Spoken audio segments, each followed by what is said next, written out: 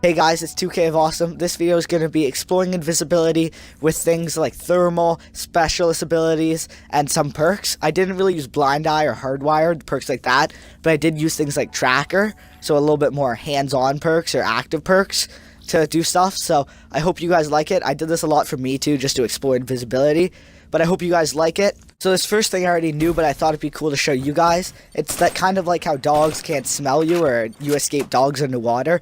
Tracker doesn't actually follow you underwater, so when you're on water, your footsteps disappear, even for little ponds like this. So I don't really know how much you could use that to your advantage, but it's just kind of a cool little thing that the programmers put in. So my second experiment did not have the results I wanted, but I still thought I'd share them with you anyways.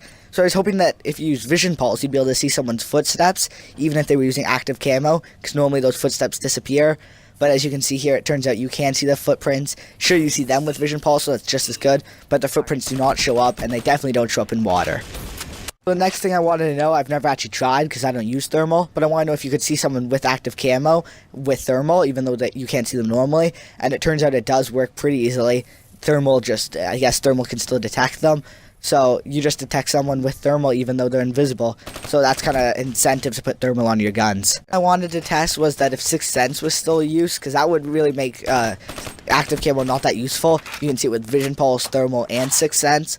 But it turns out you can still see the person with Sixth Sense. So the invisibility isn't really that great.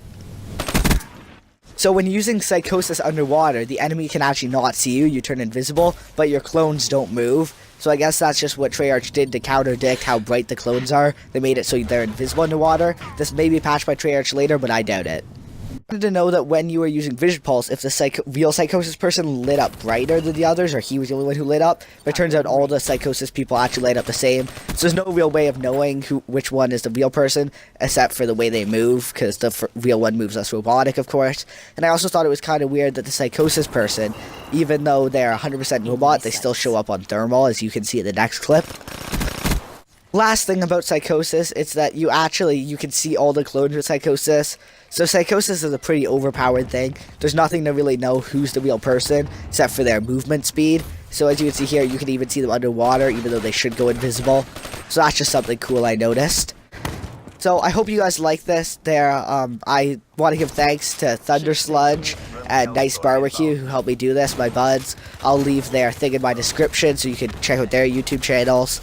And just, this is me deking out this streak, because I'm way better than this Cerebus, apparently. So I deked that thing out. But I hope you guys liked the video. Thank you for watching, and bye.